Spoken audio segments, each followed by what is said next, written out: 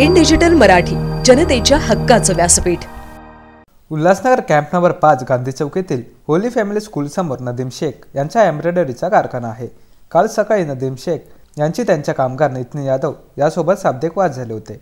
याच वादाच्या रागातून संध्याकाळी नितीन याने त्याचा भाऊ बादल यादव याला साथीशी घेऊन नदीम शेख यांच्यावर कारखान्यात येऊन हल्ला केला। हल्ल्यात नदीम शेख हे जखमी झाले असून त्यांना उपचारासाठी रुग्णालयात दाखल करण्यात आले आहे। घडलेली घटना सीसीटीव्ही कॅमेऱ्यात कैद झाली असून हिललाईन पोलीस ठाण्यात गुन्हा दाखल करण्याची प्रक्रिया सुरू आहे। हमला करणाऱ्याचं नाव नितीन यादव आहे, त्याच्या भावाचं नाव बादल यादव आहे। गांधी रोडला हॉली चाइल्ड स्कूल आहे, त्याच्या समोर माझा कारखाना आहे, जिजांचा एम्ब्रॉयडरीचा कारखाना आहे। तिथं थोडेसे कारीगर, आमचा तो कारीगरच आहे, त्याच्याबरोबर थोडी नोकझोक झालेली।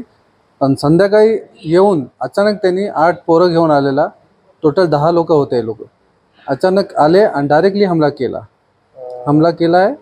तुमच्यावर हमला कशाने केला? कारखान्यात स्टूल होती, चेअर होती लोखंडाची, तेच उचलून मागं टाकली त्यांनी।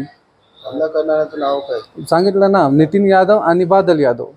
याच्यासाठी तुम्ही पोलीस स्टेशनमध्ये काय? एक कंप्लेंट केलेली आहे हिललाईन पोलीस स्टेशनमध्ये, आणि हिललाईन पोलीस स्टेशनमध्ये कंप्लेंट झालेली आहे, पण FIR ची कॉपी आता हातात नाही आलेली।